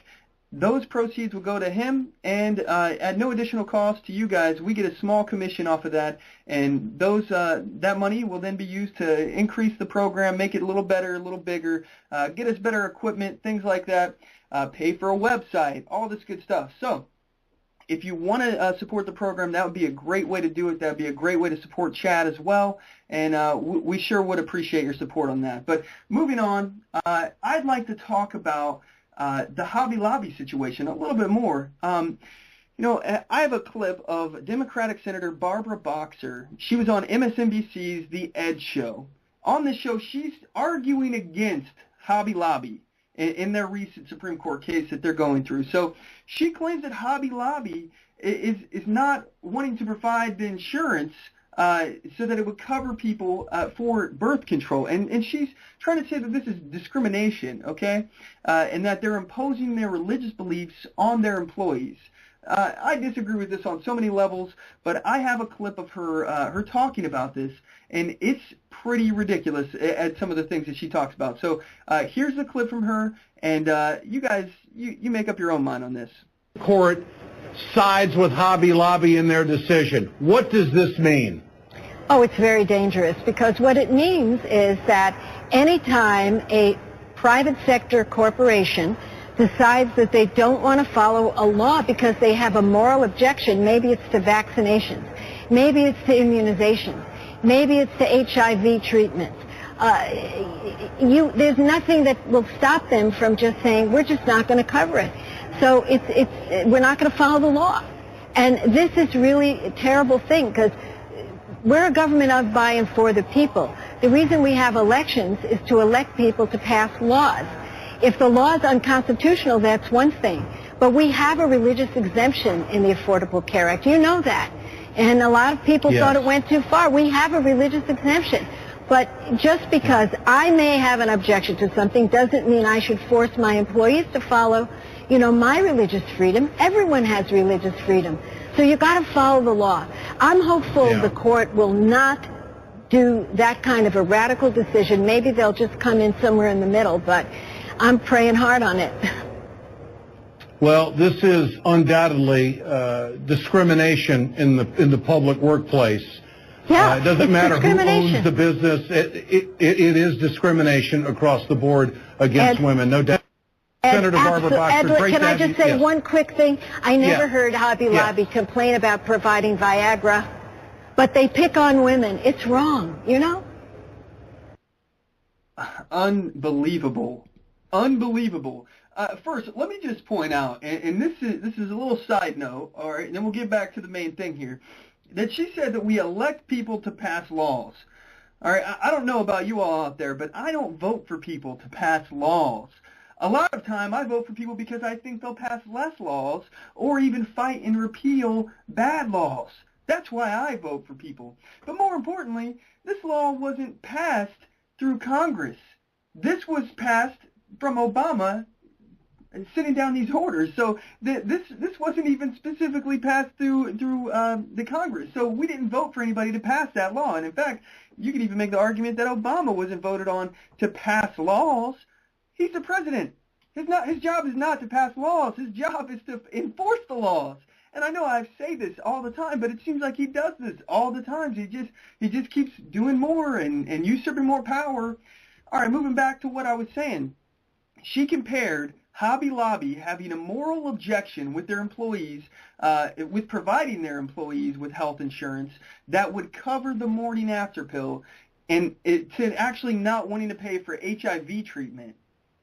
She's trying to say that that is the same thing, or that somebody is arguing that. Who is arguing that they don't want to pay for HIV treatment? No one. No one at all is trying to make that argument except for Senator Barbara Boxer. She's the only one out there trying to make that comparison. And the comparison is absurd. She's comparing something that treats people and saves lives to something that Hobby Lobby believes takes a life, which would violate their religious beliefs. And I'm not taking sides on that. As far as religious beliefs are concerned, I'm not taking a side. What I'm saying is that they're forcing someone to sin. So is Hobby Lobby really discriminating against their employees? Really? You know, no one is making these employees work there. And more importantly, no one is stopping those employees from buying the morning after pill on their own. How in the hell is Hobby Lobby discriminating against anyone? If anyone is being discriminated against, it's Hobby Lobby. How can you justify forcing someone to violate their religious beliefs in order to provide you with a pill that they believe is a sin? All right? She's trying to compare this with Viagra. All right? Viagra. There's a big difference between providing somebody with a pill that can get them going, all right, and a pill that, according to somebody's beliefs, is a sin. All right? Those are two totally different things. All right? And who's trying to come after Viagra? No one. Like she said, is she looking at this as an attack on women? What about an attack on religion? I'm not even a religious guy. I'm not religious. All right? I'm agnostic. I don't, it's not that I don't believe in things. I just don't actively believe in things. So this is my thought. Like, I support religion. I support your right, your freedom of religion. All right? And these two pills, Viagra and the morning after pill, they have absolutely nothing to do with each other. They're totally different. All right? She's comparing apples and oranges. All right? They're totally different, especially in the eyes of Hobby Lobby. All right? I just find it shocking that anyone can even argue on the side of coercing someone to violate their religious beliefs. You know, that's how I know she's an ideologue, just like the rest of the progressives filling the Democratic Party and the GOP. And yeah, I said it, the GOP has them too, all right? This is a huge problem. We have all these progressive ideologues just filling our heads with nonsense. They're sidestepping all the issues. They're dancing around it because they know that they're wrong. They know this stuff is morally wrong. So they have to come at it from an angle that it doesn't even make any sense because they got to confuse people on the issue. If they don't confuse people on it, they will lose the issue. So anyway, this brings us to the next thing here. And for me, it's something that I think is important that everybody give a try. So let's move on here. Let's move forward. Let's go into the next segment of the show. We like to call it the Listener Challenge. I challenge you to a duel. Did you hear that? Sounds like it's time for a challenge. Listener Challenge. Listener Challenge. Listener Challenge. Listener Challenge. All right, this is a segment of the show where I give you guys something to get out there, get active, get on the move. So your mission, if you choose to accept it, is to go to isidewith.com. There's a survey on isidewith.com, and the website asks you a series of very in-depth political questions in order to find out what political party you most relate to. You know, I'm sure that you'll be surprised by the results. I know I was. You know, you'll find the survey. You can go to our Facebook, facebook.com/OnTheMoveShow, or our Twitter, twitter.com/OnTheMoveShow. And you'll find the survey there, or you can just go directly to isidewith.com and take the survey from that. Also, if you'd like to share your results with us on Facebook, facebook.com/OnTheMoveShow, we would love to see them. Lastly, make sure you share the results with your family and your friends and encourage them to take the survey for themselves, because it may just open people's eyes that they're in the wrong party. You know, that's a challenge for this week anyway. I want you guys to get out there, get on the move. So it's important that you do this. But we're wrapping up the show for today. I sure do appreciate you guys tuning in. And I want to say thank you one more time to Chad Kent, our guest, for coming on the show today. Don't forget to check out his book, Uncomplicating the Constitution. Like I said, it's at our store, onthemoveshow.com, in the shop area. the third link down in the gear store. So you can check it out there if you want. And again, check us out here every week at on Sunday at 5 p.m. at blogtalkradio.com/OnTheMoveShow. Our Facebook, facebook.com/OnTheMoveShow, youtube.com/OnTheMoveShow, and twitter.com/OnTheMoveShow. And as always, know your rights, assert your rights, and get on the move.